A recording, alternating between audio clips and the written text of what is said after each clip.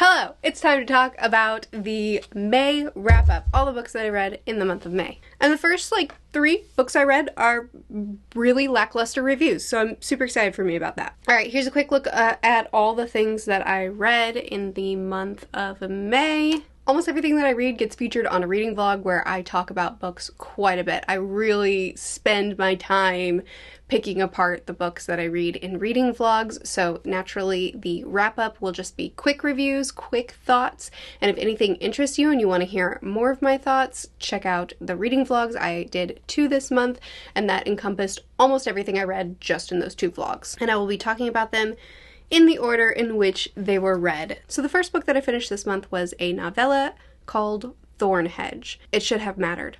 All that love and all that trying should have changed something.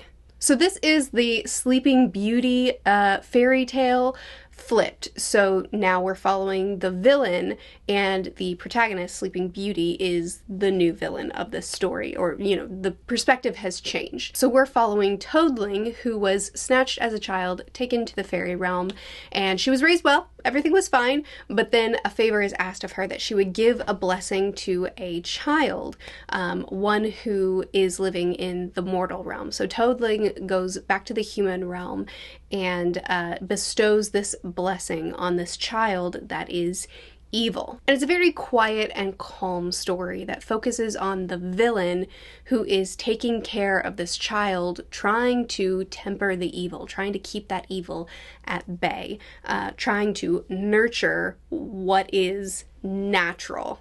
It's very focused on introspection, guilt, and regret. This one I gave 3 stars because mostly it just didn't stick with me. There just wasn't a lot about this that stood out to me as a really special story for me and my taste. One thing that stood out to me as what made it lackluster was in the nature of the Sleeping Beauty of this story. She is evil from the cradle, from birth, cruel, psychopathic, murderer, bad to the bone. And there is some discussion about how her kind view humans as not true beings, not true living beings or something of the like. But I mean, from the cradle, she is evil. So it is, I read it as nature, which just isn't as interesting of a villain to me. She had been nurtured into evil, and then Toadling had tried to give her this love and tried to nurture her into something better, but she was unsuccessful because the Sleeping Beauty refused to be changed. That would have been so much more interesting, but instead it was just she's bad because she's bad, Toadling is good, so we have good versus evil. And there's a lot going on beyond just that. Like I said, there's a lot of introspection, grief, guilt, an attempt to give love, and try to change what this child would turn into. So don't mistake me for saying that the book did something wrong. I'm just saying that the way it was done wasn't the most interesting thing to me, and it's just not going to stick with me. Next book, Letter to the Luminous Deep. My dear E, I have thought of nothing else but you and your letter over the past day or so, and I do not intend to start thinking of anything else anytime soon. So this is an epistolary romance set under the sea with Dark Academia vibes. Just so many things that could be great for me. But this too was not a bad book, but not for me kind of review. So there was an event called The Deep that caused the entire world to change, and now there's very little land left in the world. Most of it is under the sea. There are a couple of islands, but for the most part, the world is underwater, and E is one of the characters that we follow, and she lives in a deep house, so she lives under the sea, and she can look out her window and see all of this all of this oceanic life, and she loves it. So we follow these 4 characters, 2 who are scholarly, who are writing back and forth to each other and fall in love through letters, and then we're in an alternate timeline, in a later timeline, we're also following 2 people who are the siblings siblings of those that fell in love through letters after those two have gone missing, and they're trying to exchange information, exchange letters that they have to try to figure out what happened here. It is a lot of the four characters have distinct voices in their letters. They stand out a lot. And getting little peeks of the world through these letters and trying to piece together what the world looks like through these little mentions was really fun. But at the end of the day, I think just the fact that nothing happened for the majority of this book killed me. Because it's long. I don't remember how long it is, but I think it's almost 500 pages. It's 400 pages long. It's still too long. If it had been a novella, that would be great, because it does kind of read like a prologue, because things don't truly get started until the end, and then I still don't really have any answers for the mystery that's taking place that we're kind of chipping away at. So it reads like a very, very long prologue, and a prologue to a story that I'm not going to read the sequels to. But I do think that this does have an audience for sure. So if you're into romance, if you're into epistolary novels, if you're into watching people nerdy fall in love through their letters, things like it feeling uncomfortable to not address each other formally, talking about research, talking about, oh, I wonder what kind of books are on your bookshelf, like cute. It's genuinely charming. It's just not my thing. Next up is Silverblood Promise. You can't escape the past, Lucan. It's our lifelong companion, always at our side. So Silverblood Promise, I actually have a physical copy of somewhere, follows Lucan, who is the disgrace of his family. After a duel which has gone wrong, Lucan has disgraced his father. His father has turned against him. He's turned into a bit of a drunk and a bit of a gambler and a bit of a worthless pile. So at the beginning of the novel, Lucan finds that his father has been killed, and now suddenly he has a purpose. He has a vision, and that is to find out who his father's killer is, to find out what happened. And it is kind of complicated because he had such a rough relationship with his father, but at the same time, it doesn't change the history that they have and the devotion that he has to his father. So even though it's complicated, he still desires to do something. You know, he wasn't able to make amends with him, so maybe this can be the thing that kind of gives him that closure. Lucan is batted around by this world. I mean, he's sassy and he's a smart aleck and is all the time running his mouth, but also everybody seems to know more and be more able than him. That's not exclusively true, but there's plenty of people that he goes up against in this world that are just like, bat him aside or make him go through these chores in order to get what he needs, the information that he needs from them, which I thought was really fun. It added to the world really feeling living and breathing, and not like Lucan was like the big bad in the world in book one. He also very early on meets Flea, who is a street rat, a young girl who is trying to pick his pocket, and he stops her, and then she convinces him to pay her to take him to where he wants to go, and she becomes his companion, and she is a great compliment to him because he's very formal, he's very stiff, he's very like in his own head. Like the number of times that Lucan repeats his trauma. How many times do I need to tell my backstory? How many times do I need to tell you about this duel? 5, probably 5 or 6 in this book. Does it need to be repeated? He's very, I don't know. He's Lucan. And she is just like, could you stop talking like that and just say something bluntly? I don't care about what you're saying. I'm coming with you, by the way. You're not leaving me behind. She's just amazing. But this is a book that almost exclusively follows Lucan's POV, so it's very streamlined, it's very focused, it's following him, we're doing his mission. And, you know, he gets sidetracked and detoured a bunch, but it's such a quick read. The prose is very easy to follow. The plotline is very streamlined because it's not a bunch of different POVs or timelines or any of that. It's very fast and fun, especially after you get to a certain point in the book. It just seems like the pacing goes crazy. I had a really good time with this. I thought that it was a ton of fun. It's not a new favorite for me. It's not one that stands out that I'm going to talk about a ton.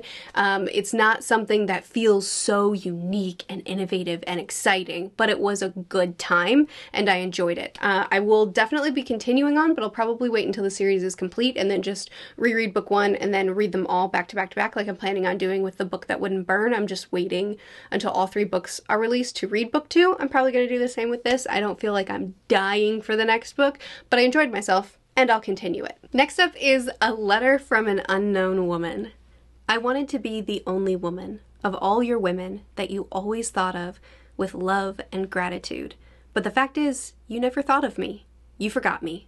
I'm not blaming you, my beloved. A Letter from an Unknown Woman is, it's a, not a novel, I think it's a short story. It's under 100 pages. It's very short. This is a collection, and I bought it after I read A Letter from an Unknown Woman and realized that I have to keep reading from this author. I have no choice. This is the same author that wrote A Chess Story, which was in my favorites of last quarter, and so I was required to read another one of his books in line with my goals, and so I chose A Letter from an Unknown Woman based off of a recommendation from a commenter, so thank you, and oh my goodness. So because it's so short, I can't tell you much. So what I will tell you is that it follows, the story begins with a 13-year-old girl when a 25-year-old man who's a writer moves in next door and she becomes obsessed with him. She falls in love with him. And that obsession is the driving force of her entire life. Thankfully, he didn't take notice of her when she was 13, but when she was older and she kind of manufactured meetings between them and let him know that she was very available. They did develop multiple entanglements, and she built her life around seeing him again and around making herself as available to him as possible, to the point of never marrying because she just always wanted to be available just in case he decided that he wanted her again. He had many exploits with many women. He had a very, very not devoted life to her, and she was okay with it as long as he thought of her fondly. But the thing is that he didn't remember her. In fact, they had many exploits, many meetings together, and he forgot her every time. He thought she was a new woman every time because she meant nothing to him, but he was her entire life. It was the most tragic, sad story about a delusion, about an obsession, something deeply, deeply unhealthy and tragic that ruined her life. But at the same time, the way that this author writes obsession, the human mind between The Chess Story and now this, he takes things that seem so simple and seem like, how could this be a good story? And he draws me in to the point that I can't stop reading, and it just invokes such strong feelings out of me. He writes such evocative stories that even though I come away saying, well, that was toxic, I'm gonna read it again. And what I told you, by the way, doesn't even scratch the surface of how toxic this book is. Like, the things that she does and says and thinks throughout the duration of this letter, which, by the way, this is told in a single letter that she wrote to him when she knew she was dying and waited until she was dead to have it sent posthumously to him. And the things that she chronicles, the things that she says that she did in order to just be near him, but not inconvenience him in any kind of way, down to the way she presented herself in death, like, crazy. But I just it's hard to explain why I love it, but I do. It's easily a 5-star book, and I will read it again. Or a short story. Next up is another novella, The Strange Bird, which is the companion to Born. And it's on my shelf right here. So A Strange Bird is a companion to Born. So Born, I read last month, and it was in the sci-fi vlog, so was this, so was that. And Born is a post-apocalyptic world with a flying, levitating bear and an alienoid type creature, which our protagonist adopts. It's fine.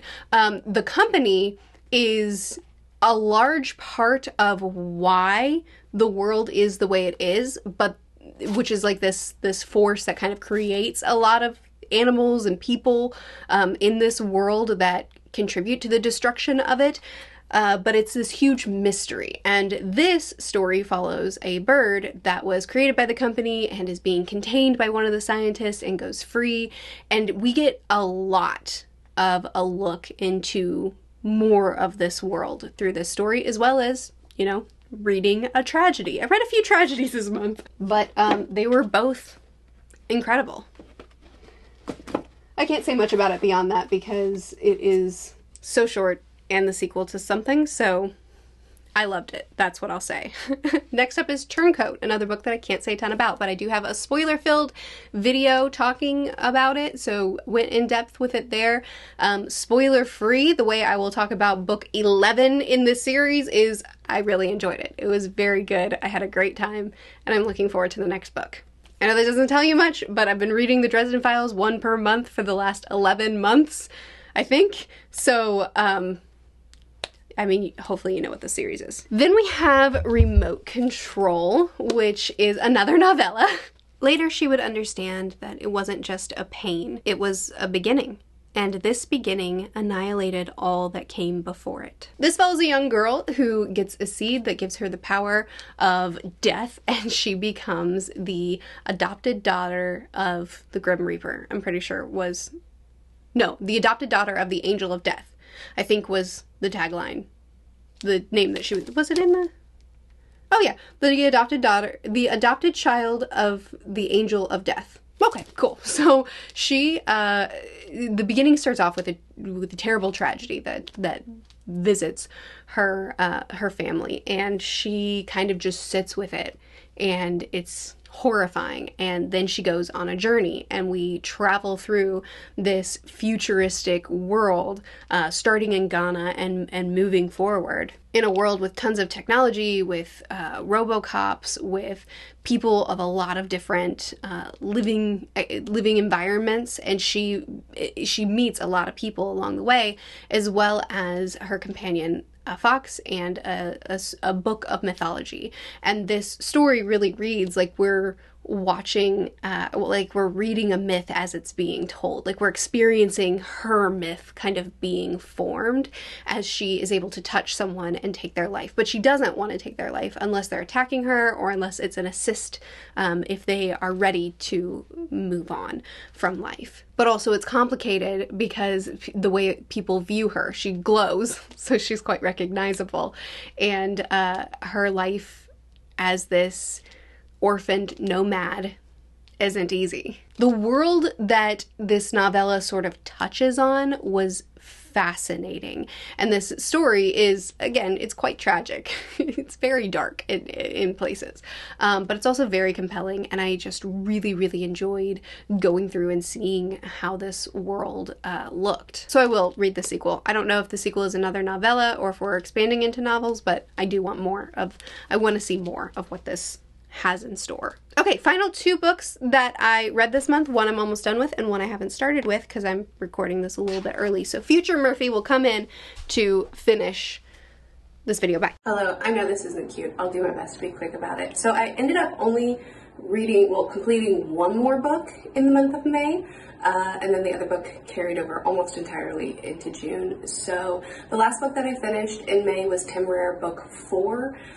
In this world, we're following a new dragon and rider after the dragon hatches and bonds to, in all ways, the wrong writer, except in that their bond is so beautiful and their relationship is so wonderful. But his life, the Lawrence, the new writer, his life gets turned completely upside down and is now introduced to this new writer world.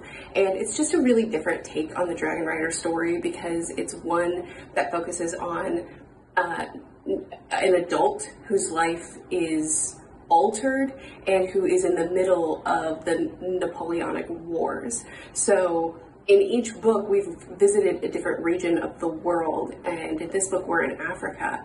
And a big part of Temeraire's goals as a dragon is to stop the dragons being treated as tools and as servants for the human's utility and to start being treated as sentient, living, thoughtful beings that deserve rights and freedoms. And the way in this book that we really dug into slavery, seeing the struggle of those that were attempting to abolish slavery. Some of the main characters that we followed are freed slaves, and we see people who are still in the bonds of slavery as well. And having those plot lines and those goals kind of tangled together, seeing the dragons then advocating for the human freedom as well. And some of these new characters, Hannah specifically, if you've read the book, I loved so much. I feel we made a lot of progress in this book in Temerar's goals as well, but also Temerar's the dragon, but also the conundrum that they've gotten themselves in here at the end by standing to their morals.